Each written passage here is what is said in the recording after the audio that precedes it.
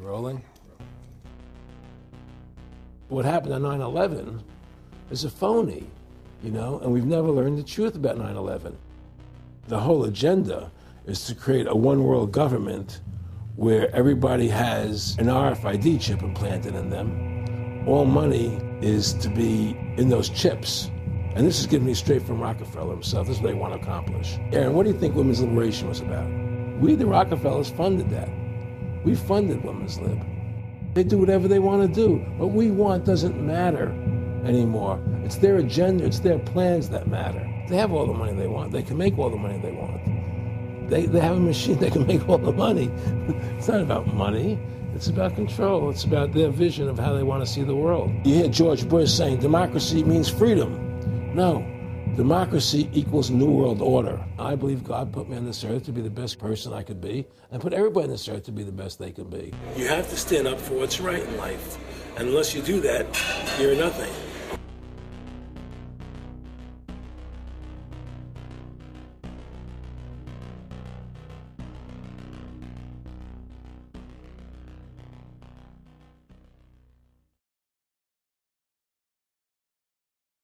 Award-winning filmmaker turned freedom fighter, Aaron Russo was an amazing individual. He'd been battling cancer for more than 3.5 years when he began making America Freedom to Fascism, that he shot, directed, edited, pretty much on his own with just the help of a few people. An amazing individual. A long life of award-winning films, of hard work, and for standing up for the Bill of Rights and Constitution. When we first went to shot this interview, I put it out on the web for free.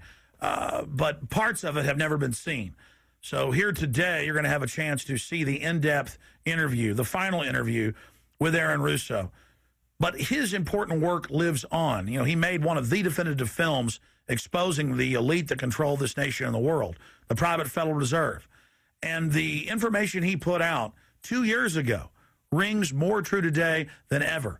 And his film, America Freedom to Fascism, and Mad as Hell, and the other great works he did just continue like ripples in a pond to light bushfires in the minds of men and women everywhere. So this film is dedicated to the one, the only, Aaron Russo. You rolling?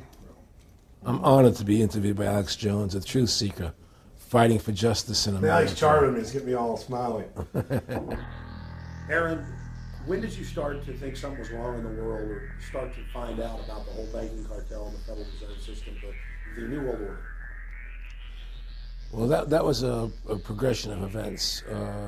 I've always been a very independent person, always believed in individuality, and that we were put on this earth to be unique individuals to fulfill our God-given potential, and that the only way to fulfill your potential is to be free, to find out who you are, and to make your errors, to make mistakes.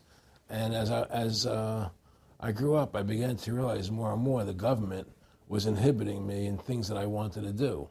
And what happened, I was very successful in the ladies' lingerie business. I worked for my dad. He had a small undergarment business, and I created the first ladies' bikini panties back in 1963, actually. And then I opened up a nightclub in Chicago called the Electric Theater that opened up the day Martin Luther King was assassinated. All right, and so the city of Chicago was in flames the day my club opened, and nobody came out to the club. And well, what happened was that that was the year of the Democratic Convention in Chicago in '68, and so my club became a hangout for the hippies, and because they wanted to go to Chicago and protest what was going on. And I was having a concert at my club one night to raise money. And the police raided the nightclub, my club, for no reason at all. And I was standing outside in my office overlooking the street, and I saw all these paddy wagons pulling up in front of my club. And I was a 24-year-old kid. I had no experience at all, really. So what are these paddy wagons doing here? And then I saw all these cops getting out of the paddy wagons coming into my club. I said, oh my God, they're raiding me. And so I ran down to the stage, and I got on the stage, and I stopped the band from playing. And I said to the people in the audience, we're being raided, so sit down on the floor, cooperate, and pull out your identification and cooperate with the police. And as I said that, two of the cops from behind threw me onto the floor and grabbed me and started dragging me out of the club. I'm going, victory, victory. I'm playing it for all it was worth at the time. I was a kid. And then I saw the fire department there. And the fire department was dumping garbage cans, the garbage all over the floor. And I thought to myself, well, why are they doing that? Very quickly as they were dragging me out. And I didn't quite understand it. So they threw me into the paddy wagon. As I got into the paddy wagon, one of the cops grabbed my testicles from behind and squeezed, and I went into the paddy wagon in gigantic pain. And the next person that came into the paddy wagon, the cop, as he was stepping in, the cops took the billy club, smashed him on the head with it, and just split his skull, for no reason. I mean, there was nothing wrong. So that was kind of your wake-up. That was my awakening. It's like, what is going on? I thought this was America. So I initially blamed it on Chicago and Mayor Daley, thinking it was Chicago. And anyway, it was the headlines of the newspapers the next day. There was my picture in the newspapers, headlines, electric theater short-circuited, it was raided. And in the article, they went ahead and they said that the reason they raided the club was because the fire department came there and saw it was messy, full of garbage, and the hippies started attacking them, which was totally not true. Those dirty hippies? It was totally false. It was a complete fabrication. So they ran a false flag on you. They framed you. Yeah, of course. And I was in shock. I said, people lie like that? People actually do these things? I couldn't believe it. It was an awakening to me. And I went on television. I told people on television that they lied. Nobody cared. Nobody cared what the truth was. It was shocking to me. And then a week or 2 weeks later, I forget exactly what it was, two cops come to see me, a lieutenant and a sergeant, a captain and a sergeant. And they said, Mr. Russo, we're sorry if you got hurt that night at the club in the raid, but we're here to tell you that if you want to keep the club open, it's going to take $2,000 a month, and we're going to come see you once a month, and whenever we have to raid you, we're going to call you, and we'll let you know we're going to come in tonight and raid you. This was mafia. Well, the police mafia, And actually, it was actually more interesting that they said, listen, there's the A plan, there's the B plan, and there's the super deluxe plan. And this one will cost you, each one will cost you that much money a month. Which one do you want? What was the super deluxe? That's the one I took. That was a $2,000 a month plan. And I took that plan, and I paid them $2,000 a month, and they left me alone. And whenever they were going to raid the club, they would come there, we're going to have a phony raid tonight, just to look good for the people in the neighborhood, So that was your first big education? That was my education into corruption in government, But I really thought that was basically Chicago. I didn't realize it was the whole country was like that. And so that was my wake-up call, that people lie and cheat and steal. And I thought everybody was always honest and nice and decent. And I had no idea about any of these things. Well, what happened with me was that they finally one day they came to me and they said, look, we can't take your money anymore. I said, why, what's up? What's going on? I said, we have to close your club. There's elections coming, and the aldermen in the neighborhood don't want you open anymore. So we can't take your money. So I had to go to court and fight them, and they were trying to close the club. And then one night there was a fire, and the club never reopened again. The club just closed, and that was the end of the club. And they burned me down. And that was the end of my experience. And then I moved back to New York, where I met Bette Midler, and I ran into her at a little nightclub she was playing called The Improv, and I thought she was fabulous. And through a series of events, I began managing her. And as soon as I started managing her, her career took off like a rocket. It was just fortuitous, I guess. And we became very, very successful. And through managing Bette, I started producing shows on Broadway where I won the Tony, and I produced a television show where I won the Emmy with Dustin Hoffman and Bette, and then I produced The Rose for her, where she got Academy Award nominations. And then that led me to producing Trading Places, which everybody knows. I think it's the best Eddie Murphy movie. Well, it's a good one. I don't know if it's the best, but it's a really good one. And I'm very proud I made that movie. And so in my mind, I feel as if I've made a classic comedy in Trading Places. a classic musical in The Rose, and a classic documentary in Freedom to Fascism. So I'm very proud of my work that I've done as a filmmaker. Aaron, why do you do this? What's the philosophy of your life? What do you think life's all about? I think the importance of life is to like yourself. If you don't like yourself, nothing means anything. To like yourself means you have to respect yourself. To respect yourself means you have to take actions that you respect if somebody else did them. And what's the point of living if you don't like who you are? You can have all the money in the world, and if you look in the mirror and you don't like what you see there, what's the point of it? So to me, the most important thing is that I like who I am, and that I take actions that I would respect if somebody else did them. That you live a life of character, honesty, truthfulness, and I believe that a person has the ability to mold their character like a sculptor can mold a piece of clay. There's no saying that a leopard never changes its spots. I don't believe that. I believe people have the total ability to mold their character into what they choose to be in their life, what their ideals are. And that's what I try to do with my life. I am not the same person today as I was 30 years ago. I've changed a lot because I wanted to be something better than what I was before. And my philosophy is that you have to like yourself, you have to be a decent person with character and integrity and honor. And that's what's important. Back in the late 80s, I was a pretty big silver trader and gold trader. And I don't think I've ever told this story on tape before. I was a pretty big silver and gold trader. And I always paid my taxes, and I took what was a legal tax deduction on my silver trades. And a few years later, I think it was 88 or 89 or something, the IRS claimed that what I did, and other people did as well, was now illegal. We couldn't do it anymore. But they made it retroactive. I said, what do you mean retroactive? It was legal then. I did what was legal. I said, yeah, but we're making it illegal retroactively. And that's not good. So you owe us $600,000 or $800,000. For what? It was legal. How could you make something retroactive? Change the law backwards in time. It makes no sense. Well, we're doing it. And so everybody said they can't do that. So we went to court, a class action lawsuit. And the judge agreed with the IRS and said they could do it retroactively. And that's when I knew that there was something wrong in America with the IRS and the system here, Aaron, you were telling me this story last night, and before you even finished saying, in the late 80s, the tax law, I said retroactive. And I knew that because they literally ruined my dad, but he paid.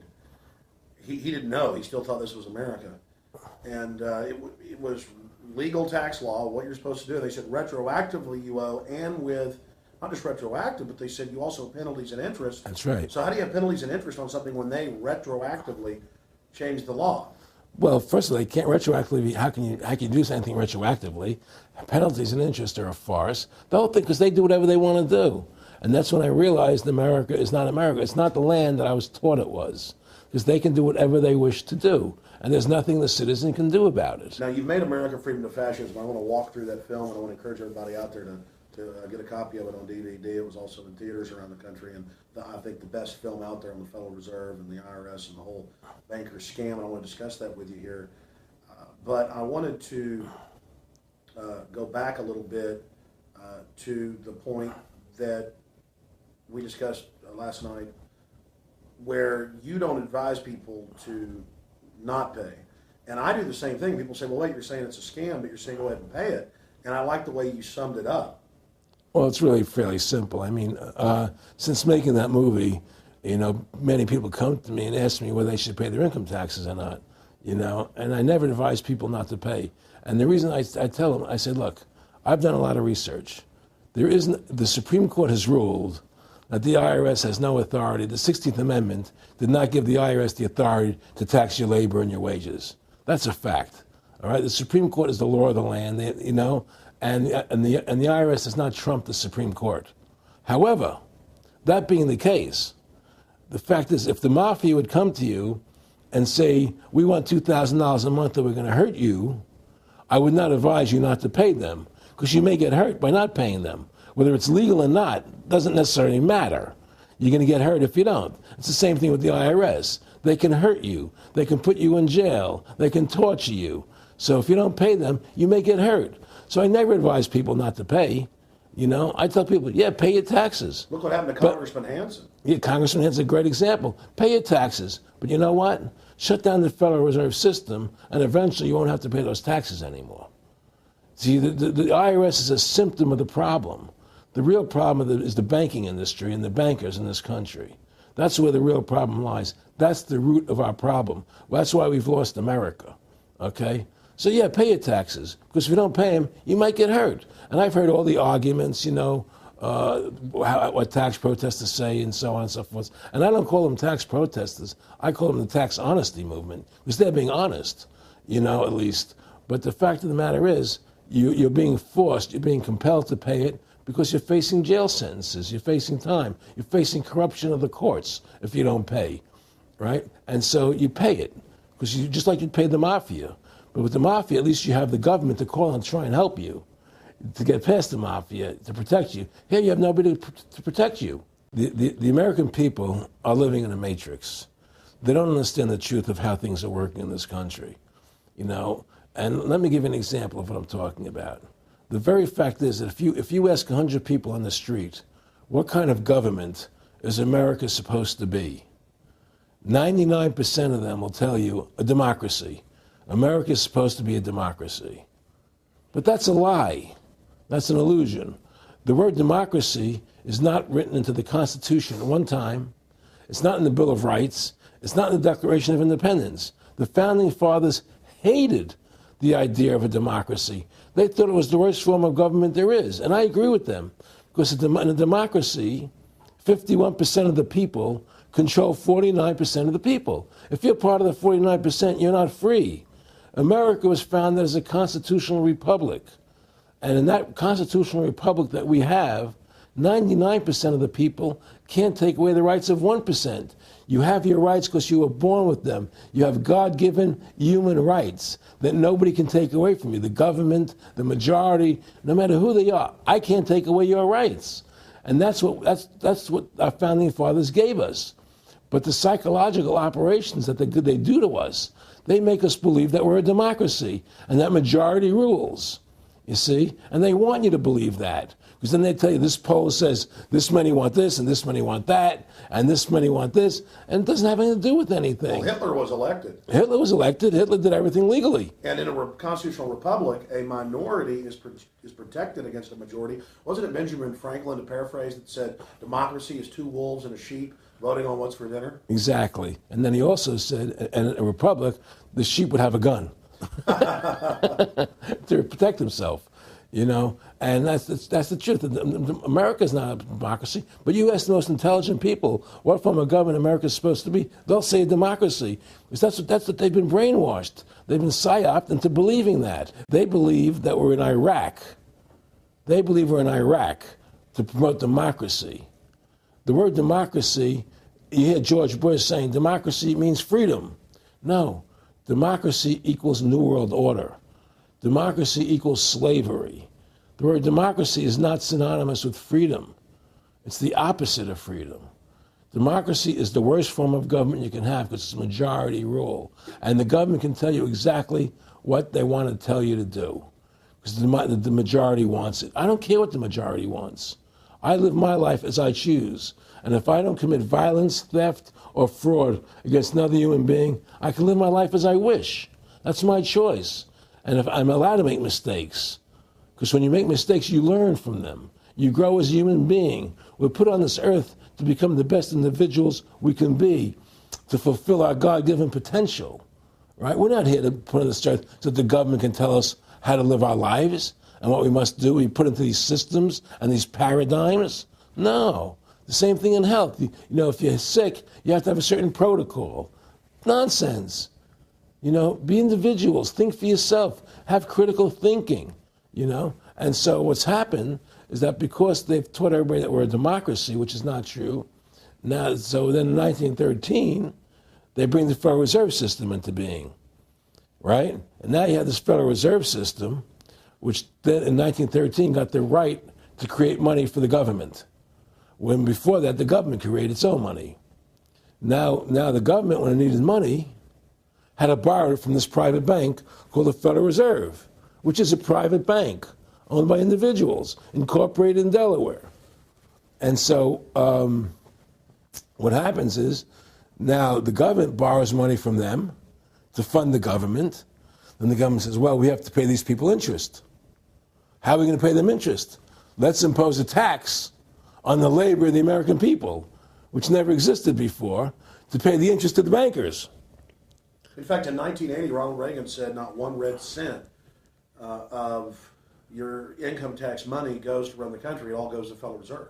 Well, it was the Grace Commission report that said that not one nickel goes to the infrastructure of the country. I guess Reagan quoted that too. Right. And so, but the point I'm trying to make is that by creating this Federal Reserve System, the government now became dependent on these private banks for money. And they started taxing us, you see. And so now what happens is that in 35, I believe it was, Social Security started. And they gave you Social Security cards, said not to be used for identification, the Social Security number right on the card, right? And through Social Security, they started deducting money out of your paycheck. That was the first time they were ever could take money out of your paycheck, because people agreed to it because they thought it was going to their retirement fund. And so then when they instituted the income tax again, they started taking money out of your paycheck because Social Security could do it. And then they could do it again. You see what I'm saying? And so now they've even taken control of the tax payment itself. I mean, literally like you're a slave. They're Right. taking it right there when you make it. Exactly. They don't even trust the public enough to Send them a check. themselves, Right. So they take it out automatically because they know people aren't going to want to pay it. So what's happened is that through the implementation of the Federal Reserve System, the government has become vested in these bankers, and they get their money from the bankers. And so then they impose a tax on us, which makes us more slaves, makes it more difficult for us to survive, right? Giving them more profits. And now what's happened is that through the Federal Reserve System, the bankers have pretty much taken control of our government. It doesn't matter Republican and Democrat anymore, because they're both the same. Neither one of them are talking about shutting down the Federal Reserve System or stopping the payment of taxes, or any of the big issues that face Americans, right? So I had a friend, Nick Rockefeller, okay, who was one of the Rockefeller family, and he, when I was running for governor in Nevada, he came to me, introduced himself to me through an attorney, and we became friends. We started talking about things, and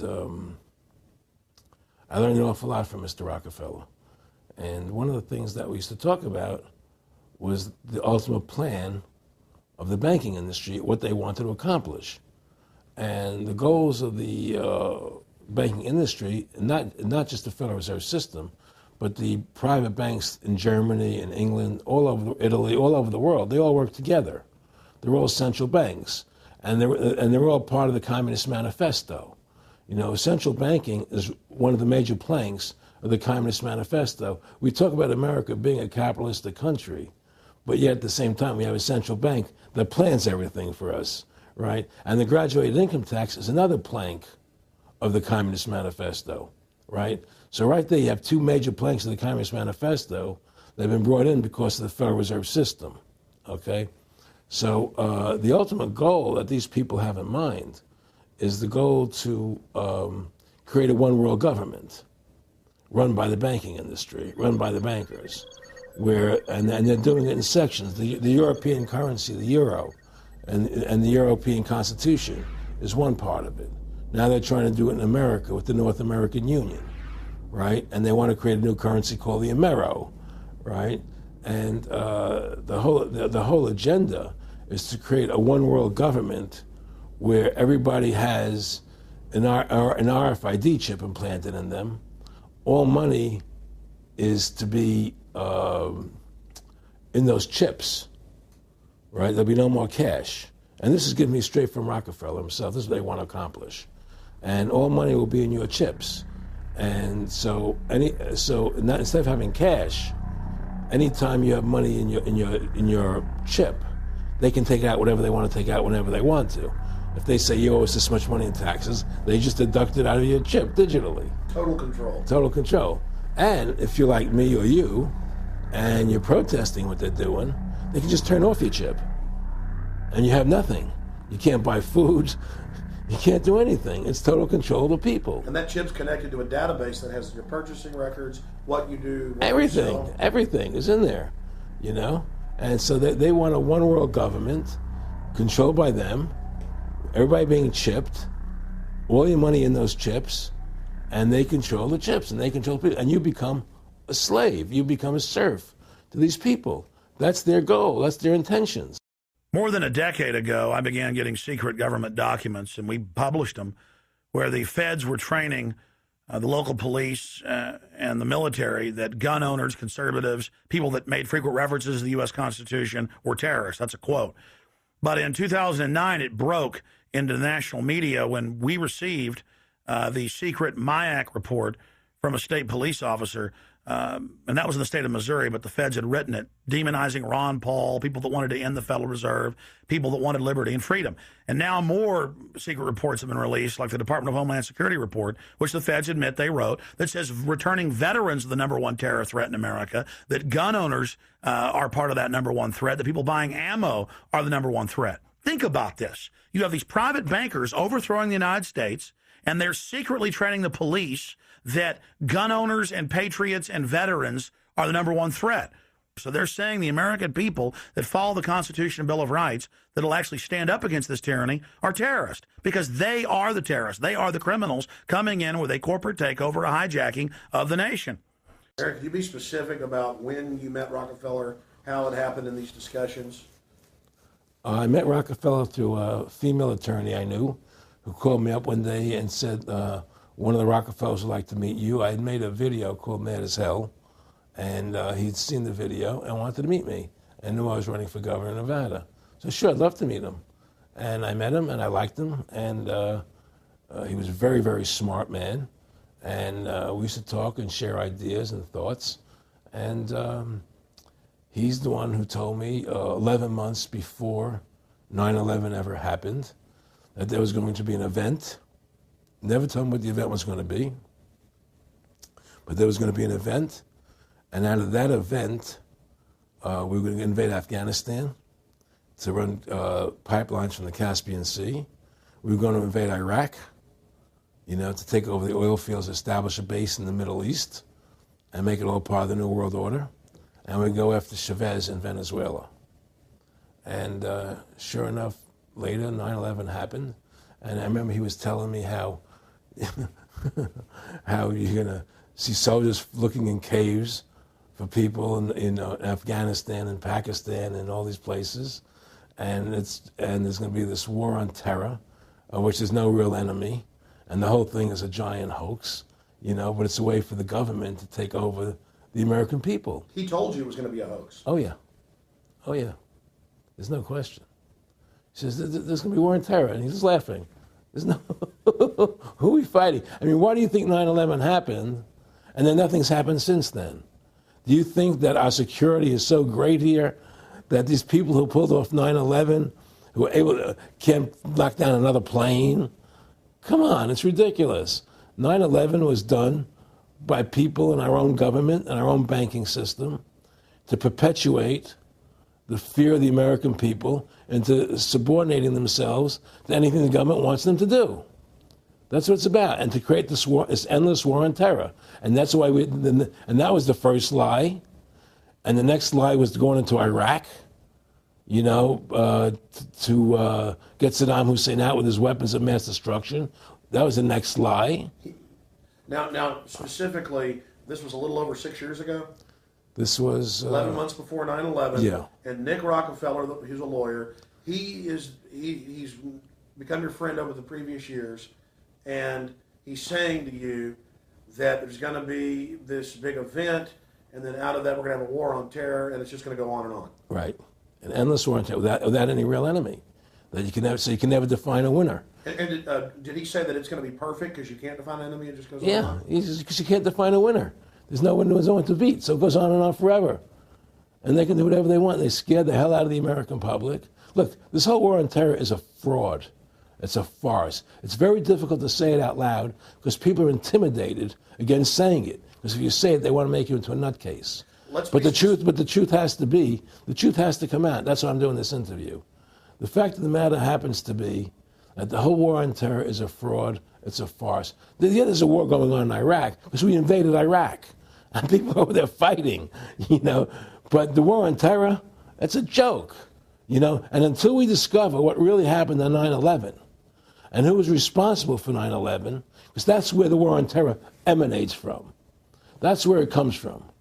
It was 9/11 that allowed this war on terror to begin. And until we get to the bottom root of 9/11, the truth of 9/11, we'll never know about the war on terror.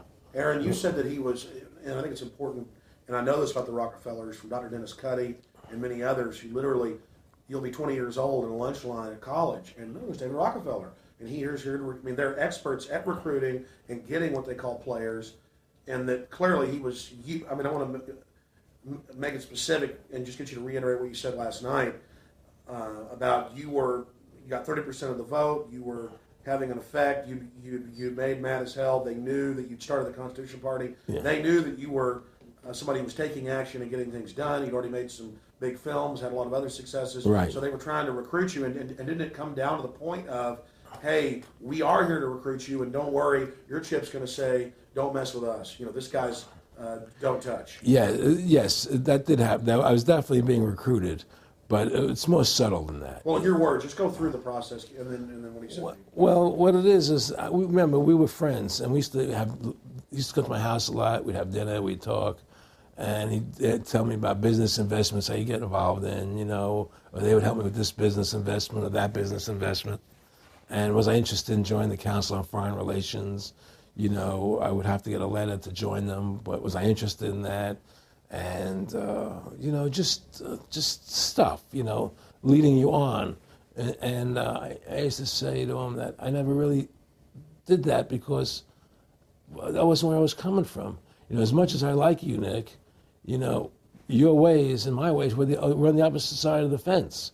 You know, I don't believe in enslaving people, you know, and he would come back with, oh, I do? Or? Well, it would be more like, you know. It's better for them. Well, it's more like, you know, how do I put it? It was like, what do you care about them? What do you care about those people? What difference does it make to you? Take care of your own life. Do the best you can for you and your family. What do the rest of the people mean to you? They don't mean anything to you. They're just serfs. They're just people. You know, it was just a lack of caring, you know, and that's just not who I was. It was just sort of like cold, you know. It was just like cold, you know. And I used to say to him, what's the point of all this? You have all the money in the world you need. You have all the power you need. What's the point? You know, what's the end goal? And he said the end goal is to get everybody chipped, to control the whole society. To have the bankers, the elite people, you know, the bankers and some governor controlling the world. And I said, do all the people in the Council on Foreign Relations believe this way you do? He said, no. You know, most of them believe they're doing the right thing. A lot of them believe it's better off being socialistic. You know, we have to convince people that socialism is really capitalism. Because America's becoming a socialist country. It's a communist country today. And here we are years later after Aaron Russo points out that this is not a capitalist or free market country, but is really socialist. In fact, here's the cover of Newsweek. We are all socialists now. But this isn't the socialism the public thinks it is, where the government robs from the rich to give to the poor. Actually, it's always the big banks, the elites throughout history that fund socialism. They want to use the middle class's money to basically domesticate the working class and expand the size of government so it can basically, in the end game, eradicate the middle class and have a giant submass of uneducated slaves who have no chance of ever rebelling against the tyranny, and a tiny elite in control of it all. And that is the very nature of this New World Order system. They are using big government to strangle competition, to take control of the people, to break up the family, to basically set up a global plantation or neo-feudalist state? Well, one of the things they told me was that he was at the house one night, and we were talking, and he started laughing. He said, "Aaron, what do you think women's liberation was about?" And I said, I had pretty conventional thinking about it at that point. I said, I think it's about women having the right to work, getting equal pay with men, just like they won the right to vote, you know? And he started to laugh. He said, "You're an idiot." And I said, "Why am I an idiot?" He said, let me tell you what that was about. We, the Rockefellers, funded that. We funded women's lib, you know? And we're the ones who got all over the newspapers and television, the Rockefeller Foundation. He says, and you want to know why? He says, there were two primary reasons. And they were, one reason was we couldn't tax half the population before women's lib. And the second reason was, now we get the kids in school at an early age. We can indoctrinate the kids how to think. It breaks up the family. The kids start looking at the state as the family, as the school, as the officials, as their family, not as the parents teaching them. And so those are the two primary reasons for women's lib, which I thought up to that point was a noble thing. You know, when I saw their intentions behind it, where they were coming from when they created it, the thought of it, I saw the evil behind what I thought was a noble venture. Aaron, did you know that Gloria Steinem, in one of her own books, now admits the CIA funded Miss Magazine? No, I had no idea about that. No, I never heard that. Yeah, we're going to... CIA funded Miss Magazine? Funded Miss Magazine with the stated goal of taxing women and breaking up the family. No kidding. I never heard that. Well, Nick told me. I mean, I know it, but not because I know the CIA was involved in it. Well, Gloria Steinem was proud of it. Oh, the CIA wanted to help women. No kidding. So they funded it, yeah. And of course, it's divide and conquer. Right, and of course. What they do is they focus in, obviously, on real problems. Women were getting shafted in many ways, but the elite wasn't planning to help them. They were planning to really shaft them and take men away from them. Look at what they did with black families. You only had about 10% illegitimacy 50 years ago in black communities, and now it's over 90%. And look at welfare. You were going to give you some money, but you can't have a man in the house. Right. And so that was further to degrade the family. Totally destroyed. And now illegitimacy is over 50% in the general population. Right. Well, see, the whole thing is these people control the money, so they make all the rules. You understand? And they put whatever rules they want into effect. And the truth is, America has really become a socialist, communistic country. And everybody says it's a capitalistic country. It's not a capitalistic country. You know, how can it be capitalistic when you have a central bank? That's the first. It can't be. You know, It's a planned economy. It's a planned economy. It's a phony. If they want to create prosperity, they just print dollars. They just make dollars or put digits into the economy, and now you have prosperity. You don't have real prosperity. You don't have real manufacturing. You just have money being injected in. It's an infusion of credit, which only makes the government go into more debt. Into more debt. The Federal Reserve is poison to our country. Of course it is. It's poison. Whoever makes the money makes the rules. Rothschild said that, and they make the money. Why are we allowing these private bankers to make the money for our country? It makes no sense. Why are we paying interest to these banks to make money for us when the government can do it itself without paying interest and without all that debt? There's no answer to that question, and it's the question no politician will raise. Everybody talks about America's debt, how much debt we're in. We're in debt because we have to borrow money. But we don't have to borrow money. They designed it so we go into debt. Exactly. We can create the money and back it by gold so they can't create too much of it. So you don't have the inflation. And do what the founding fathers gave us. But instead, the bankers make the money, they control the government, they buy the politicians, they tell us who gets into office. You have computer voting, that's a fraud. They do whatever they want to do to us.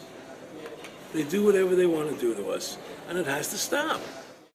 My friendship with Nick Rockefeller was one where we expressed ideas to each other and thoughts and philosophies, and he wanted me to become part of what they were doing, and for me to become a member of the CFR, and offered various business opportunities for me to get involved in, and for me to not take up the fight or the battle that I've been taking up in the past. You know, to drop that idea, because what was the point of my fighting for the people? I was a guy who was very successful in the movie business, and I saw the truth of what was happening. I tried to express it to the people, And rather than having me express it to the people, they wanted me to join their side because I was a mover and a shaker. And rather than me opposing them, to join them. It was real simple. And he tried to recruit me into that situation, and I didn't go for it. Did he get angry when you didn't go for it? No.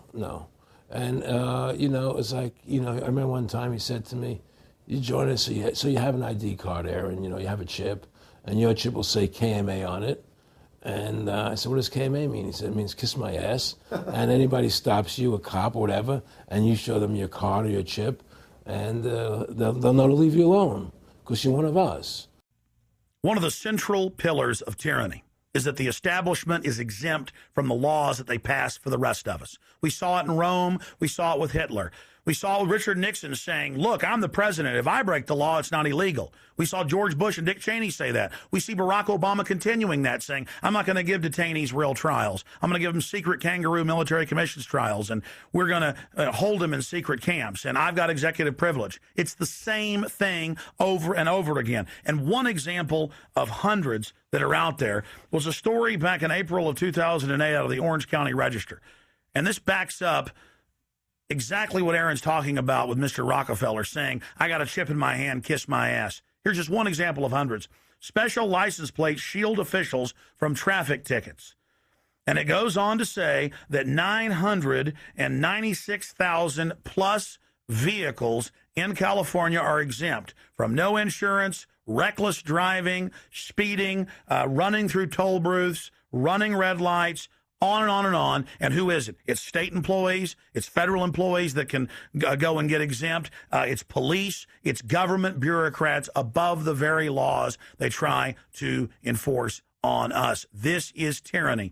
And so literally all over the nation, they've tried to pass it in Texas but failed. They want it where the police are above the law, where the government officials are above the law, where they have immunity, where they can't be prosecuted for crimes. Congress exempts itself from most of the tax laws and other laws that they put on the rest of us. They're exempt from Social Security, and they get a pension that pays out on average 5 times what citizens get.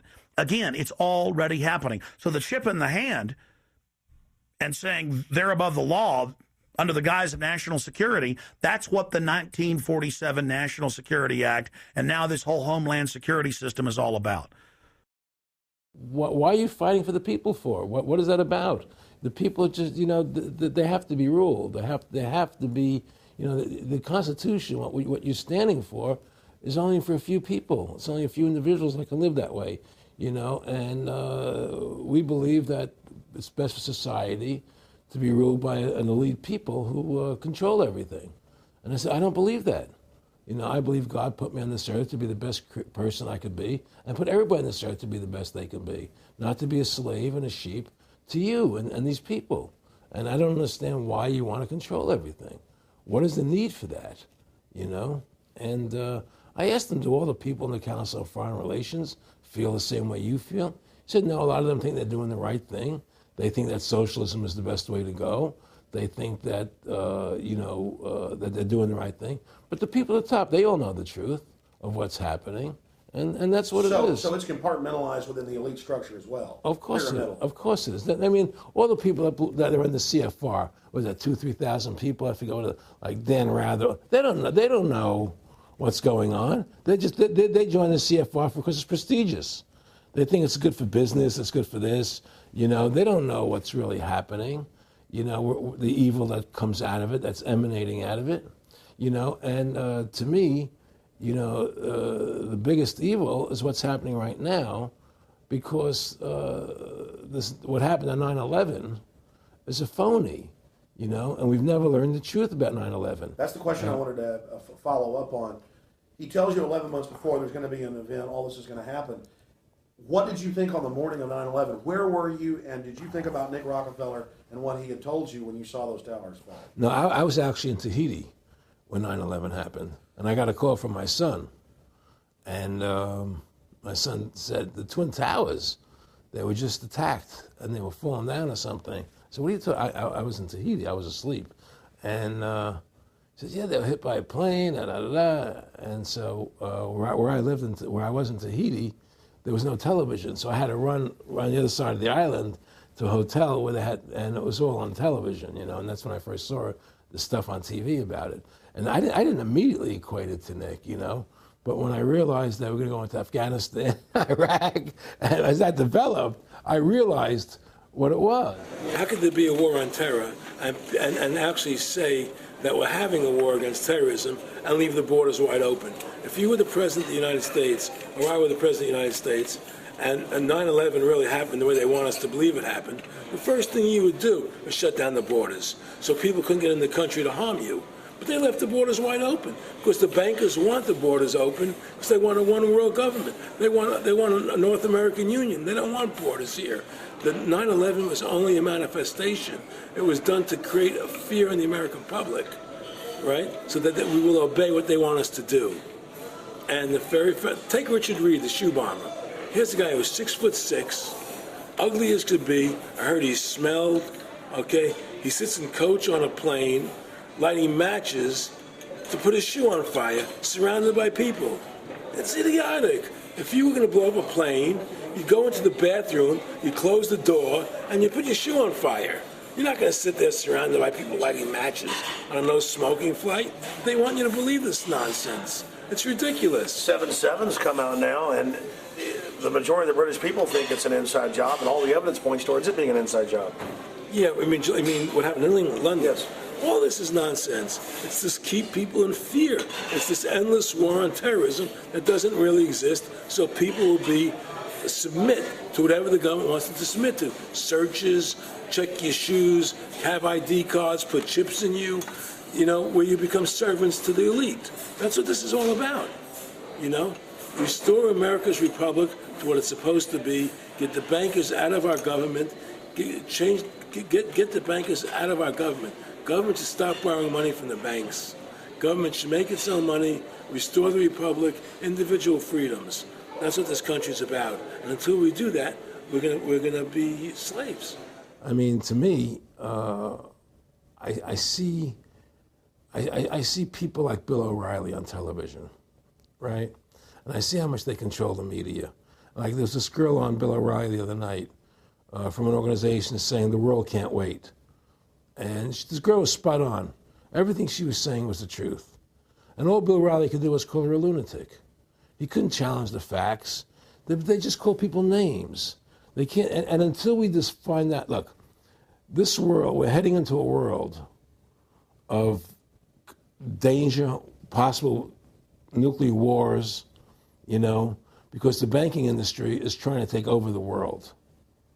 9/11 is the beginning of the war on terror. That war on terror is leading us into Iraq, which is the next lie. So you had the lie of 9/11, how that happened. Nobody knows how Building 7 came down. Okay, we know 9/11 was a fraud. The American people don't know it, but more and more of them are believing it. Okay, so that was the first lie. Besides the inception, I'm not going back to the inception of the Federal Reserve, that original lie.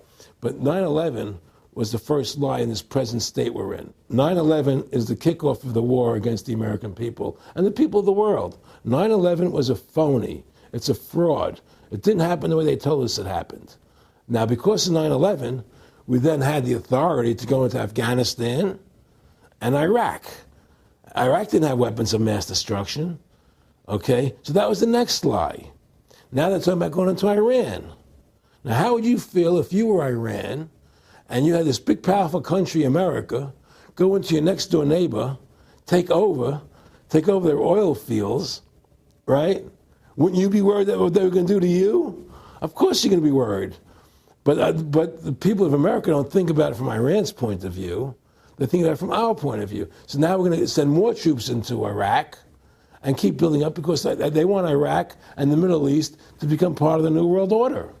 And Iraq was using, Saddam wanted to start using euros instead of dollars, right? He was messing up their whole consumption. Iran wants to start using euros instead of dollars. They have. Okay? So I'm saying what they're trying to do is preserve their power. And one lie leads to the next lie, leads to the next lie. And until you get to the root cause of 9/11, which is supposedly the war on terror, we'll never solve our problems here. Should we send more troops into Iraq? Should we not send more troops into Iraq? Well, the truth is, The fact is that it all goes back to this war on terror. Where did 9/11 come from? That's the root cause of everything.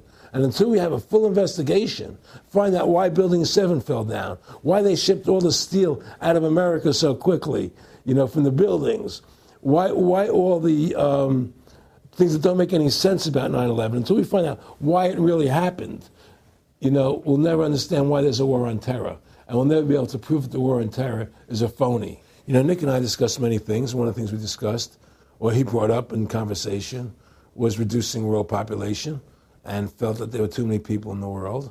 In a way, I agree, there are too many people in the world, but I don't think I have the authority to say who's going to die and who's not going to die, But they felt that they wanted to reduce world population, and he felt that it should be reduced by half. He even mentioned to me once they were having a real problem trying to solve the Israel-Palestinian problem. And he talked to me once about they were playing with the idea of bringing Israel to Arizona, and taking all the people from Israel and giving everybody $1 million and setting up Israel in the state of Arizona. Unbelievable. Just to end that problem, because that's a problem that they're not in charge of, in a sense. They're not controlling that problem. They're very arrogant. They can do whatever they want to do. We've given these people the authority to create money out of thin air, and through that device, they control everything. And if you want to win the battle to stop that, you have to deny them the ability to create money. It's only because they can make money that they have all this power. They literally have the money machines. They have the money machines. They can print it. They can do whatever they want to do. They own everything. Aaron, we take over pretty quick. If we were the guys that issued the money, everybody had to come give us real assets for the use of this money we just printed up. People. I tell people, why in the world does the American government borrow money from the banks when they have the ability to create it themselves without borrowing it and paying interest on it? Why? And nobody can answer that question. Not one politician ever raises that. Why does the American government borrow money when they can create it without paying interest? Well, we did create it up until 1913. And so people say, well, because if the American government does it, it'll create inflation. That's the answer. I say, well, let's look at it. The American government has the Federal Reserve do it, which creates the same inflation as if they did it. But also with the inflation, now you're getting massive debt. So with the Federal Reserve, you have inflation and debt. Now, if the American government made the money, backed by gold, which limited the amount they could make, you wouldn't have debt and you wouldn't have inflation. But inflation was only about 50% from the 1780s, I've looked it up, until the late 1800s. And then we have the central banks already trying to cause some panics, which they then used to push the Federal Reserve. And if we look at inflation since 1913 into 2007, it's exponential. In fact, a dollar is worth about 2 pennies what it was worth in 1913. Former Federal Reserve Chairman Alan Greenspan doubled the money supply from 2000 to 2006. And then Edward Bernanke, the new Fed chief, came in and said he's going to double it again in the next 2 years. And then he said, now I'm going to make the money supply numbers secret. And so now we don't even know. Right. But the evidence is they are just, in the curve of inflation, it gradually grows. And then suddenly at a point, it goes straight up. And it seems it's parabolic, yeah. Yeah, parabolic. But the thing is that the only thing I disagree with you on from early 1800 to 1913, there was no inflation other than during the Civil War. When Lincoln was well, printing. I'm talking about how much a dollar was worth. And I know it never changed. There was no inflation. In that whole 100 years, there was no inflation. People knew what the money was worth. They could retire. They knew what it would cost them to live their lives out. There was no problem.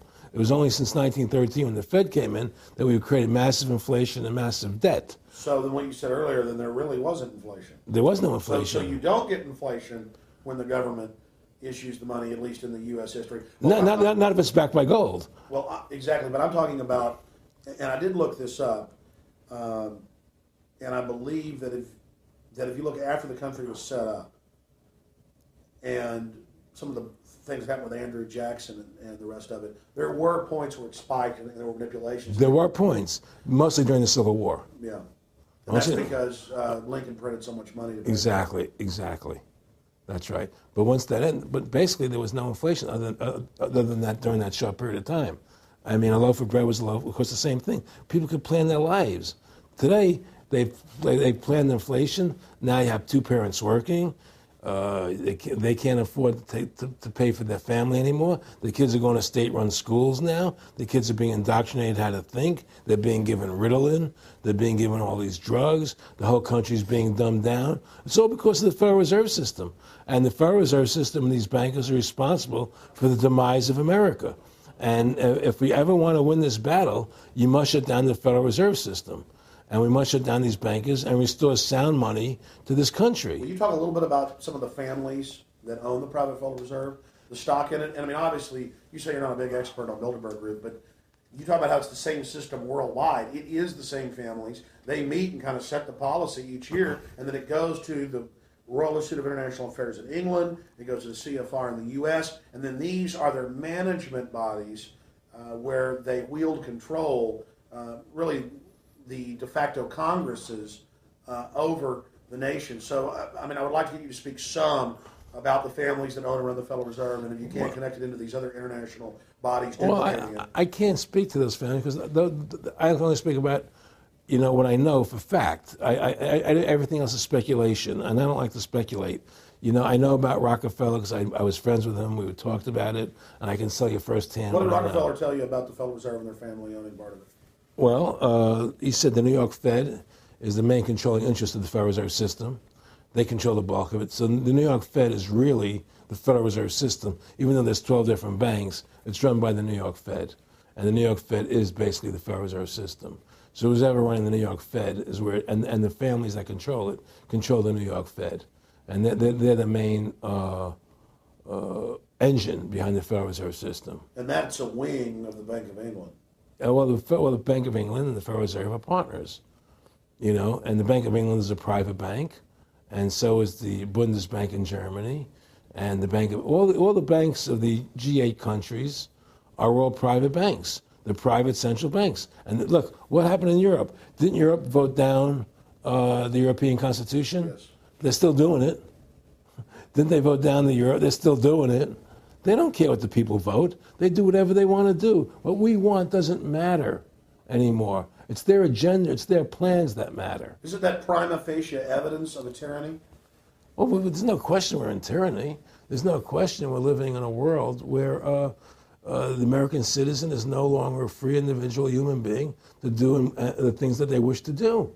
We're slaves, and it's getting worse. What do we got to do to bring these people down? In my opinion, you must shut down the Federal Reserve System.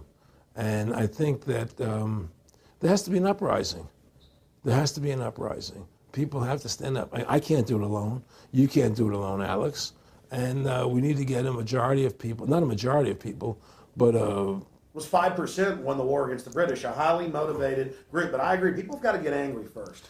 I mean, not just, we know it's corrupt and that lackadaisical. We got to get pissed. People don't seem to have the courage to do what they have to do, I want to say you've got a lot of courage. Well, thank you. I don't know if I have a lot of courage. I just have I want to thank you for what you're doing for my family. Well, I have a sense of conscience and I have a sense of justice. I get nervous about what I do, but I do it because there's no other choice. I couldn't live with myself if I didn't do it, But the fact of the matter is, I've ostracized myself pretty much from Hollywood. People are afraid to deal with me in Hollywood a lot because of what I do and the things I say. I don't go along with routines. A lot of people in Hollywood know the truth. They're not willing to stand up and speak about it. I know many of them have seen my movie, and they know I'm right, and they won't talk about it because everybody's afraid. Everybody's afraid because they think that this money they get, these Federal Reserve notes, are really money, and they think they have a comfortable lifestyle, and they're afraid to change. They're afraid to stand up for what's right. And until people are willing to stand up and have the courage to do what they need to do, it's not going to change. And hopefully, what you're doing, what I'm doing, what other people like us are doing, can affect the change, that people will stand up and say, hey, I've had enough. The thing is, we have one advantage. That they need us to cooperate. See, if we don't cooperate with them, they can't win. And so they always need our cooperation to go along with their programs. So they try to sell us. Right. They try to sell us. Democracy, this majority says this, believe in this, do that. The war on terror, we got to be scared. They're always trying to do things to sell us so that we'll go along with them.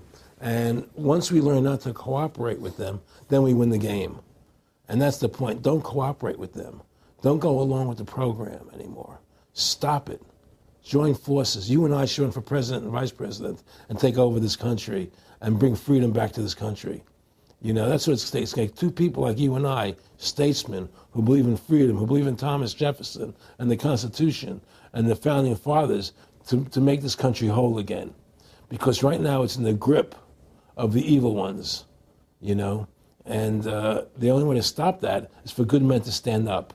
What's Edmund Burke said? Evil can only thrive when good men do nothing. Yes. Right? We got to do something.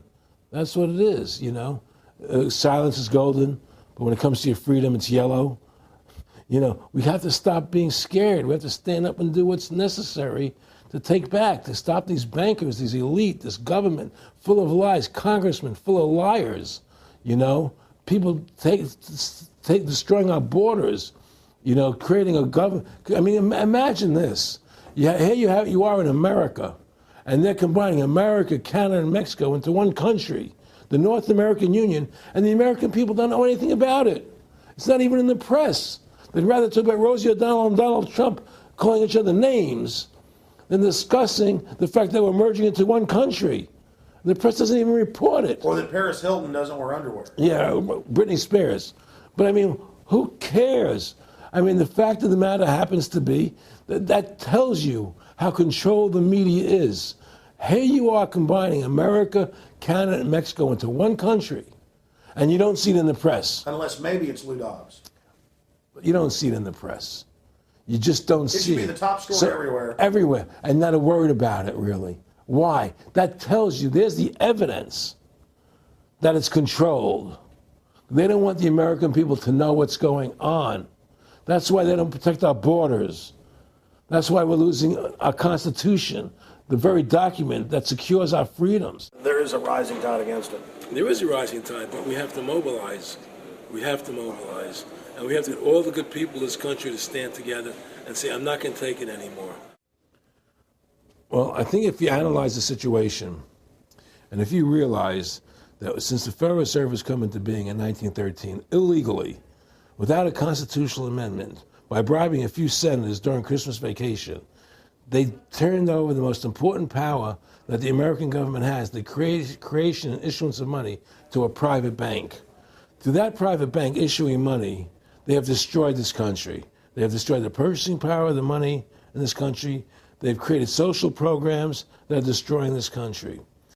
Thanks to the work of Aaron Russo and Ron Paul and many others, folks are starting to find out who the real enemy is. Offshore private banking corporations that have engaged in a hostile corporate takeover of the United States and almost every other nation on the planet.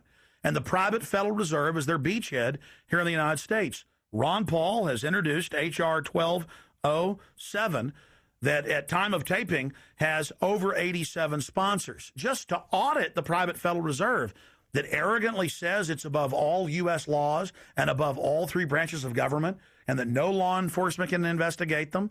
I mean, how asinine is that? How above the law is that? How ridiculous is that? Everybody else gets audited. Nobody else is above the law but them, this group of plutocrats, this group of polycentric bankers that are setting up this neo-feudal world system. Now, they've taken over our government, both Republicans and Democrats. There's no difference anymore between the two parties. They control both parties.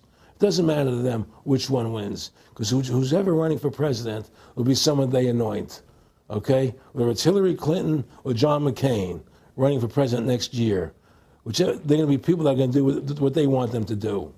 And the fact of the matter happens to be that you can't win an election unless you have enough money to win. They make sure who gets the money. The most important point is they control both parties. And the public continues to only focus in on the distraction of the left puppet and the right puppet instead of looking at the puppet masters. In fact, more and more of this is coming out. Top Senate Democrats, bankers own the U.S. Congress. Senator Dick Durbin on Chicago radio station last week blurted out an obvious truth about Congress. This is from Salon, that despite being blindly obvious, it is rarely spoken. And, quote, the banks, hard to believe in a time when we're facing a banking crisis, that many of the banks created are still the most powerful lobby on Capitol Hill. And frankly, they own the place.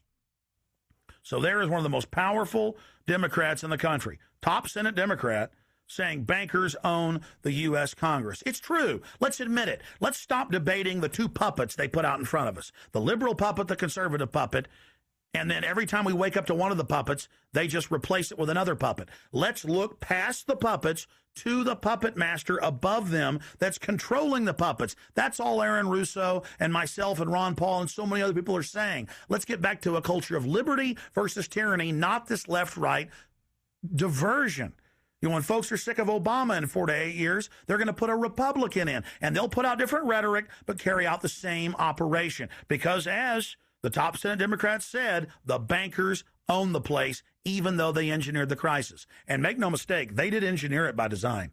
Their own documents, their own IMF and World Bank documents admit that. And out of this crisis, they're setting up the new Bank of the World, according to Time Magazine and Newsweek and the Wall Street Journal and just hundreds of publications with headlines like, and now for world government, and the Financial Times of London. They create the crisis and then say, okay, our Ponzi scheme's falling apart and bankrupting you. Give us $12.8 trillion in the first 6 months of the banker bailout. And now they say, we'll set up a Bank of the World you pay your carbon taxes to, and private bankers will rule your life, and we'll pay private greenhouse gas carbon taxes to two firms owned by Al Gore, and this is publicly admitted. I mean, this is how bad the scamming is getting. And we've got to wake up. We've got to say no. We've got to get angry and get in the face of the New World Order. Again, the private offshore bankers own America. They own both parties, but they get you in a rah-rah, Coke versus Pepsi, Redskins versus Cowboys, fight. And you get in this little political fight as followers instead of looking past that to the actual global elite and what they're setting up. So through these bankers attempting to taking over America, knowing that America was the freest nation in the world, it was necessary for them to take over America, take away our gun rights of freedom to bear arms, and create a country where we become slaves. Because once they took over America, the rest of the world becomes a lot easier for them. And so by creating 9/11, an event to terrify the American people that were being attacked by terrorists, you create a world where there's an enemy that can never be pinpointed. You can never win the battle. It's a 100-year war. It's a never-ending war on terrorism, right? So you're always fighting this war. And through the war on terrorism, which is the 9/11, which is the first lie, then you create the war on terrorism, which is the next lie. Then you create the war in Iraq for weapons of mass destruction, which is the next lie. And it's one lie to the next lie to the next lie. Now it's going to be Iran, the next lie, sending more troops and a surge into Iraq. Think about what Aaron Russo is saying here. The war on terror is a war on the American people and the people of the world. You see, the elites always sell the public on tyranny by attacking a minority that's unliked first, or the outsider. Oh, we're just getting rid of the Bill of Rights and Constitution and having secret arrest and FEMA camps and the Military Commissions Act for foreigners. It's just for them. And now the federal government has been caught saying that gun owners, conservatives, people buying ammunition, they've been caught saying that returning veterans are the #1 threat to Homeland Security. And in a way, that's true. People that know about the Bill of Rights and Constitution and know that our country is being taken over and hijacked by foreign banks, I guess they are the threat to the criminals that have done this. That's all the New World Order is a private corporate takeover of the nation states, of the governments of the world. And then these private corporations bring in a tyrannical form of neo-feudalism that they call corporatism or fascism. Mussolini said that fascism should properly be called corporatism. And that's what it is. And they create the socialism to get control of the wealth and to control society. Then they pipe the profits to themselves. So they socialize the general public to get control of us, but it's private above us. It's basically just slavery. Now, think about what Aaron Russo was saying here, and it's absolutely true. This is a war on the American people. They build Homeland Security, they build the police state in the name of fighting foreign enemies, and then they flip it all around to use it against the American people and the MIAC reports and the DHS reports and the rest of it. This whole thing was set up for the people, and Aaron Russo nailed it. It's just one thing leading to the other, and it's always with the event. It's always in the point of taking over more countries, more dominance. You know, making sure the American dollar, making sure the G8 stays in control of everything. And what they want to do is to control the American people, control the people of the world, put RFID chips in everybody, so everybody's a slave to these central banks. Did you ever talk to Nick Rockefeller after he told you all this and then 9/11 took place? No. But he did. He told me that you're going to see men running around caves looking for Osama bin Laden. You know, you're going to see men looking for, these guys, and they're going to be, He told you it was all going to be bull. It's a phony. The whole thing is a fake. It's a fraud. Was he laughing, or was he just coldly saying this? No, it was more laughing, cynical, laughing. It's more like, look how stupid everybody is. Look how stupid everybody. We can do whatever we want to do. Well, it is ridiculous. It's like with al-Zakari. They claim they killed him like 14 times. And then they never said, well, we didn't kill him last time, but we killed him this time. They never even, now they're like practicing being ridiculous. Well, what about bin Laden being in the American hospital, getting kidney help? Yeah. Right? In the American hospital, right? They could, if they wanted Osama bin Laden, they could have gotten him. Oh, yeah. He was right in the American, after the coal. Well, every time our troops really would keep catching Taliban leaders, they would be ordered by the generals to let them go. That's come out in the newspapers, but only here or there. And they kept going, and then Pat Tillman was complaining about it, and then he got shot. I've talked to his brother. Oh, you did? And then he got shot, and there was a big hero charging Al-Qaeda. No Al-Qaeda, somebody shot him in the back. Look, we're dealing with complete evil. We're dealing with complete evil. And until the American people wake up and say, we don't want this evil in our country anymore, and we want to come back to a country of decency and goodness and integrity and honor, we're going down that road. And that's what it's going to take. It's going to people to stand up and say, we don't want to live in this kind of a world anymore. I believe we should pull all our troops out of Iraq. I believe we should leave other countries alone, let other countries live their lives the way they choose to. Stop trying to spread democracy around the world, which is the worst form of government there is anyway. Restore our republic to what it's supposed to be, and go back to what the founding fathers gave us, and try and restore that, restore the republic. Like the point of everything is that we have to mobilize. Each one of us. You and I can't do everything, Alex. You and I may be leaders. We may be out there, and people listen to us, what we have to say, and follow us. But the truth of the matter happens to be, it takes all Americans to stand together, to stand tall, to mobilize and say, we're not going to take this anymore. I'm mad as hell. I'm not going to take it anymore. We're going to stand up and fight the battle. And you and I can't do this alone. We're just leaders of the thing. But other people have to join in with us and stand side by side, shoulder to shoulder, and say, I'm not going to take it anymore. That's what it's going to take to win this effort, and to stop cooperating with the government and with all their rules and regulations, and to wake everybody up, to hand out DVDs of my movie, to hand out DVDs of your movie, to educate everybody to what's going on. Well, if you don't fight the corruption and you don't stand up for what's right in life, you're going to end up being a serf and a slave, and you're leaving your children a world that you wouldn't want to live in yourself. So how can you, in decency, behave that way? You have to stand up for what's right in life. And unless you do that, you're nothing. Well, freedom and liberty is what people really want, and it's time to stop the duplicity of the government from lying to us. You see, many people know the truth of what's happening in this country. They know the truth, like the numbers you gave about 9/11. But they're afraid to stand up. People have to find their courage and stand up and say, I'm not going to take this anymore. I know the truth, and it's like they create a situation where if you tell the truth, you're considered a lunatic. You know, in other words, if someone goes on a TV show and says 9/11's an inside job, oh, you're an idiot, you're crazy. They call you names. You can't be afraid of that. Well, it doesn't work anymore. I mean, they have no facts. Just calling you crazy doesn't make you crazy. Well, we know that. They also go get kooks who are kooks to put them on and then say they represent us. That's right, exactly. Another tactic. Exactly. And Bill O'Reilly's great at that. Sean Hannity is great at that. They just put people on who they can dominate, you know.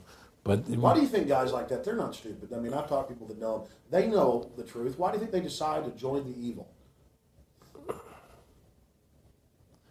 That has to be in their hearts. I mean, I had the opportunity to do that, and then in my heart, I couldn't do it.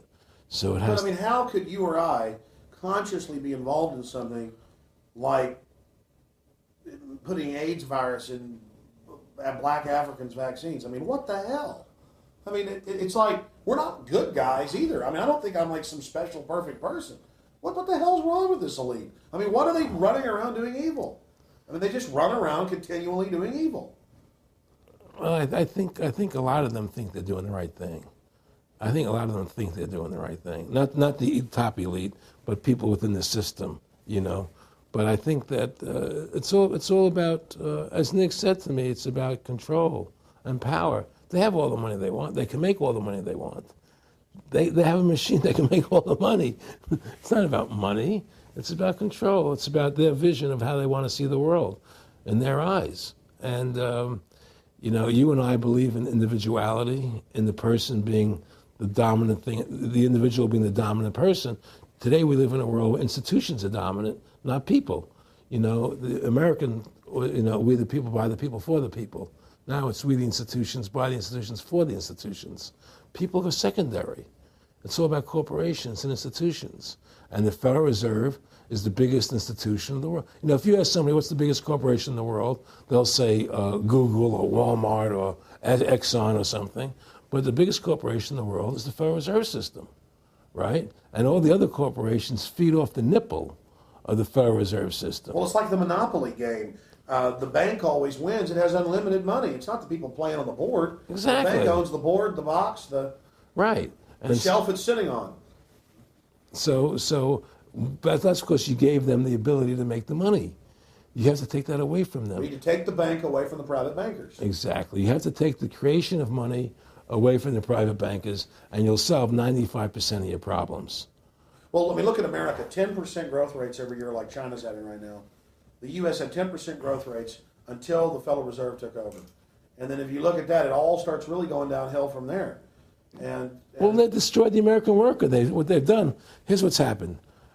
The Federal Reserve has created this massive inflation in America, which means that the American worker has to keep making more money to keep up with the cost of living. The more money they make to keep up with the cost of living, the less competitive they become in the world economy. So now what happens is we have to pay our workers so much to keep up with the cost of living, say, well, screw the American worker, let's go overseas now and get the cheap labor.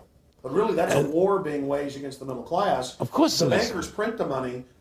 Really, this is a war being waged against the middle class. The bankers print the money. Everything they're doing is about destroying any private pools of wealth or independence. Yeah, but what I'm trying to say is because of the inflation that they've created, they've now allowed other countries to outcompete us. You see, because other countries don't have to pay as much money as we have to pay here to our workers to survive. Yes. So now we're not competitive anymore. So we've lost our manufacturing base. We've lost our competitive. In the old days, the American worker, you wanted to buy everything American. You wouldn't buy anything from Japan, which was cheap crap. And what does that leave us? It leaves America this military force, and so the elite's giving us a deal.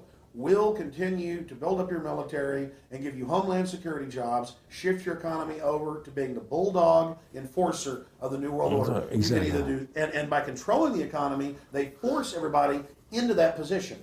That's exactly correct. That's exactly correct. And there's no more manufacturing here. We're a service economy. We do nothing. We provide nothing. We provide nothing to the rest of the world anymore. Well, first of all, Freedom to Fascism is a movie that everybody should see, because we show the fraud of the income tax. We show how judges put people in jail for no reason. We show the corruption of the justice system, and we show how the Federal Reserve came into being and how it's controlling society, and how all the central banks of the world are working together through the Bank of International Settlements in Switzerland, which is the central bank for all the central banks, and how they all work together to create this one world government, the one world order, which is what they're trying to do. So Freedom to Fascism is a movie just to get you a good basic education about how the world is really working. And I really want everybody to see that movie, critical. In terms of the CFR, in terms of compartmentalization, I mean, there are many good people, I believe, that are part of these organizations who don't even understand what the organization's really about. People like when I was in Germany doing cancer treatment, there was a gentleman there who was visiting a friend of his who had cancer. And he was a member of the CFR. And we were talking. And I showed him the movie. He said, "Oh my God, I'm going to resign. I had no idea this is what the CFR was about." He had no idea. He was just a nice guy who thought he was in this prestigious organization. Yeah, a lot of it's about getting good people, and so you can watch them. Keep your friends close, your enemies close. Well, no, it wasn't even that. It was, a lot of people join the CFR because they think it's a prestigious organization. It'll help them in business, make good business contacts. They didn't have an understanding that the CFR is really about world domination, about how they and the Trilateral Commission and the Bilderbergers all work together, with the banks to control the people. A lot of them don't understand that. They don't see the big picture. Oh, it's CFR, it's a prestigious organization. I'll meet this one, I'll meet that one. I can do good business deals out of it. It's just business to them. The CFR wants to get the people in there that have influence and power, and so they're part of that. So they're not opposing them, It's like the whole country today is becoming the haves and have-nots. You're getting the very, very wealthy, the middle class is being destroyed, and you're getting the poor people. Isn't this just a slick mafia that took over and uses fancy PR? Well, you can call it mafia, you call it whatever you want, but it's definitely a criminal organization. There's no question about it. But it's a criminal organization that has prestige, that appears to have what's the word I'm looking for? Class, style. It's like, respected. It's respected. People don't look at it as being a criminal organization. That's what a great job they've done. People look at Alan Greenspan as being a hero. The maestro. What do you think happened with him in the late '60s? He wrote a big section, a chapter for Ayn Rand in a book, and he talked about how horrible the Federal Reserve was. We needed a gold standard. Now the bankers are robbing us. And then they literally came in and said, "Oh, and you see somebody who made a deal with Beelzebub." Well, exactly. You make a deal with the devil. I mean, it gave him a chance to be one of the most powerful men on the earth, and it gave him a chance to accomplish things he never thought he would accomplish in his life other than that. And it's very seductive. It's a very attractive perfume. I mean, I was attracted when they came to me and spoke to me about it. I thought about it. I was attracted to it, They asked me if I wanted to open up these nightclubs, open up a chain of Baywatch nightclubs, and we'll do this thing, we'll do that, and we can do this. I mean, all these things were proposed to me, business ventures. But You know what it is? It was your nature, though. It's the way you are. You couldn't take the deal. Well, I can't do that to people. I just can't be in a position where I can do that to other people. I have a conscience, and my conscience would not permit me to do that. People say I'm very courageous. I don't think I'm courageous. I think I have a conscience, and my conscience doesn't allow me to do that to people. It makes me feel sick. I just don't believe in it. No, I agree. When I do bad things, I feel bad. When I do good things, I feel good. Yeah, exactly. I feel the same way. And I mean, I don't know what's going to come out. I mean, I don't have that much money, but I've got some money. It's like, what more do I need? I can go on a trip if I want. I can help pay for my kids to go to school and have my wife, comfortable. I mean, how do I go out and screw people so I can have some more junk? Well, money's a funny thing. I was talking to Michael Eisner one day, and I said to Michael, you may have $1 billion, Michael, but they're all dollars. If the dollar goes bad, how much money are you going to have? you know, and that's the thing, you know. You know, everything is denominated in dollars. Everybody thinks in terms of dollars, but the dollar has no value. And then someday it's you know, everything returns to the mean. Well, really, the whole universe, financial universe we live in, is a matrix fraud. Yes, it is. And that's why it's going to come crashing at some point. And they're going to try and hold up as long as they can. I mean, whenever they want to manipulate the markets, they can. If they want to send the price to go down lower, they can. If they want to send the stock market up, they can. They do that. There's no more free markets. You don't live in a society where free markets rule anymore. You don't live in a capitalistic society. You know? But meanwhile, they say it's capitalistic right. and free market all day, when really they're waging war financially and politically. Exactly right. Aaron Russo, I want to thank you for this interview. Anything else you want to add? No, I'm happy to do it for you. How about your website? My website, freedomtofascism.com. Go over there, take a look at it, you know. But just, folks, you know, all I can say is, you know, take our country back, restore the Constitution. Don't let these bankers do this to us anymore. Stand up, don't be afraid of them, and do what you got to do, you know. And I have plans in the works, and when I get over my problems, you know, we'll reveal them, you know. And well, I'll be supportive of that. Thank you, Alex. And listen, you've done a great job alerting people to the truth. And don't, in other words, don't be afraid to be ridiculed by these people. You know, if 9/11 was a phony, and I know it was, then stand up and say it's a phony. Don't be scared to tell the truth. Don't allow their you know, their powers of trying to make you look silly to frighten you. What did you think of what Charlie Sheen did? I love what Charlie Sheen did. I was so respectful of what he did. I just applauded him. People saw right through that attack. They flipped a light switch when they went after him. Yeah, but they don't. You see, the thing is that more people don't come out and do it. You know, to build that wave. Charlie did it. I'm really proud of the guy. David Lynch did. But the media was smart and didn't bite this time. Right. I mean, a few people have, but they're not picking up on it because they control the media. James Brolin did on The View. I heard that as well. But again, they're not picking up. Barbara Walters looked like she's about to have a heart attack. But they don't pick up on it. You see, they don't allow it to go anywhere. You know, it comes if someone says something, they let it die. You know, but they keep perpetuating, you know, the war on terrorism. They keep perpetuating all these things that are lies. And because we've given the Federal Reserve the money-making power, they control the media, they control the government, and they're all in bed together. So you're fighting all this propaganda all the time, and it's a very difficult fight. Americans, mobilize. Stand together, stand tall. Tell the government you're mad as hell. No longer cooperate with the government. Do not accept the national ID card. Do everything in your power to restore freedom and your individuality back to America. Stop being a country run by the institutions for the institutions. Let's go back to we the people, by the people, for the people, as opposed to we the institution, by the institution, for the institution. Stand up for your individual rights. Stand up for the godliness that's in each and every one of us. Thank you for watching this historic interview with Aaron Russo. Please don't just stand down after watching this film. Research the private Federal Reserve for yourself. Realize it is the main head on the Hydra that we have to go after. Realize that we can fight the political parties all day, but until we go after the heart, the root of the problem, nothing's going to get better. We have this ruling class of private bankers that issue all this fiat currency, and they have committed unbelievable crimes and have the audacity to claim that they're above the law. Ladies and gentlemen, now more than ever, we don't have a choice. It's us or them. Either the New World Order is removed from power, or the world faces more wars, more tyranny, and a nightmarish police state carried out by these eugenicists. So in the memory of Aaron Russo and every other freedom lover out there in history, and for the future of our children and the species, humanity itself, let's call for grand jury investigations of the private Federal Reserve.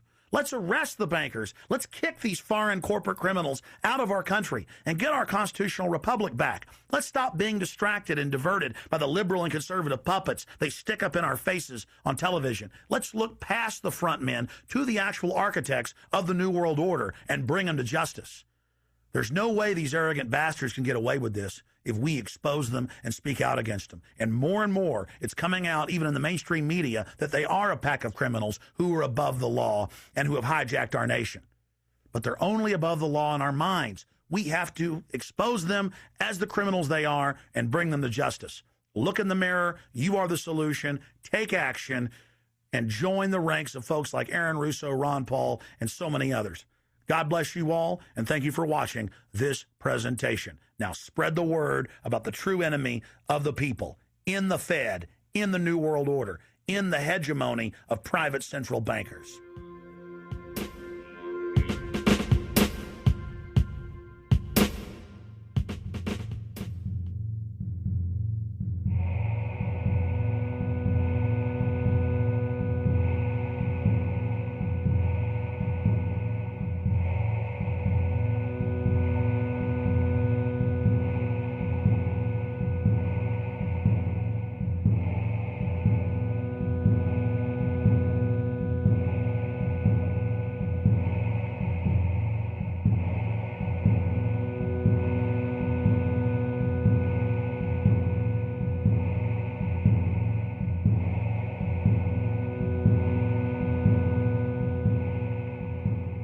It is a big idea, a new world order.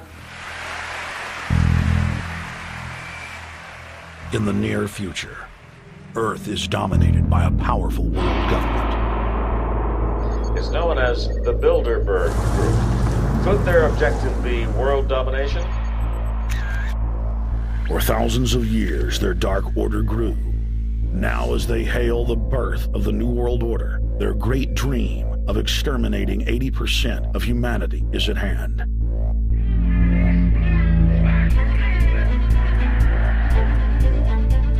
For the first time in history, the elite's plan for world government is blown wide open. You will learn the secret that drives the entire New World Order agenda. Bilderberg is making great progress toward a world government, and only an educated, informed public can stop them in their tracks. Alex, it's Chalabi, eh? For the first time, all the pieces have been put together. The dots have been connected, and the picture is crystal clear.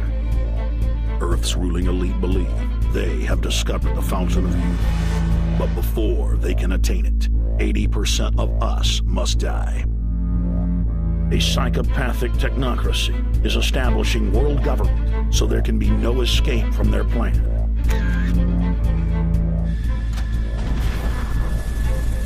The New World Order is the old world order. I mean, it's just the names have changed, the appearances have changed. Most people have no idea. They're not after money. They have all the money they need. They're after power. That's their aphrodisiac. I was pulled out of a plane in Munich. They interrogated me for 4 hours. Some shots were fired. I need you to move off the property. Their great dream of exterminating 80% of humanity is at hand.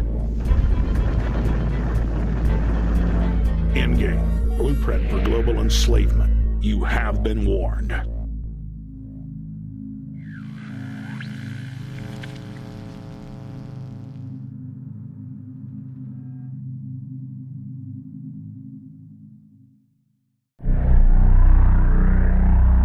Obama is notoriously a liar.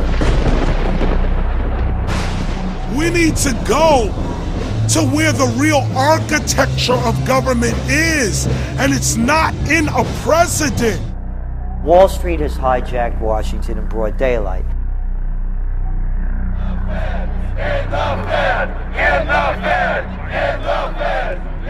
Well, Obama's already fudging.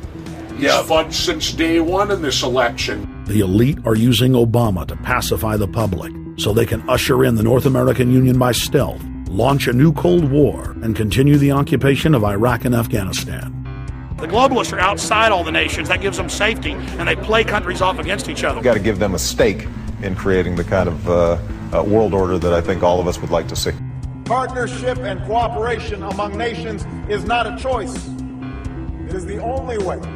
What they're doing is using the existence of the United States to act out their Wall Street fantasies of world domination and maintaining their capital structures and maintaining their system of looting. The fight that this country has been waging since its inception is for the central bankers not to take over the country. President Barack Obama is only the tool of a larger agenda. Senator Obama had a desire to do some meetings. Others had a desire to meet with him tonight in a private way, and that's what we're doing. Presidential candidate Barack Obama was publicly criticizing the North American Free Trade Agreement in a bid for votes, but privately telling Canadian officials not to worry about it. If you talk to our generals, they are desperate for is a civilian counterpart to our military force. What do you call this thing where you get this false sense of gratification, but because a black man is in office, everything's gonna be all right? No, everything's not gonna be all right. So I know how unpopular it is to be seen as helping banks right now, especially when everyone is suffering in part from their bad decisions. I promise you, I get it. The Obama deception. The truth strikes back. Get your copy of The Obama Deception today at Infowars.com or download it in super high quality at prisonplanet.tv.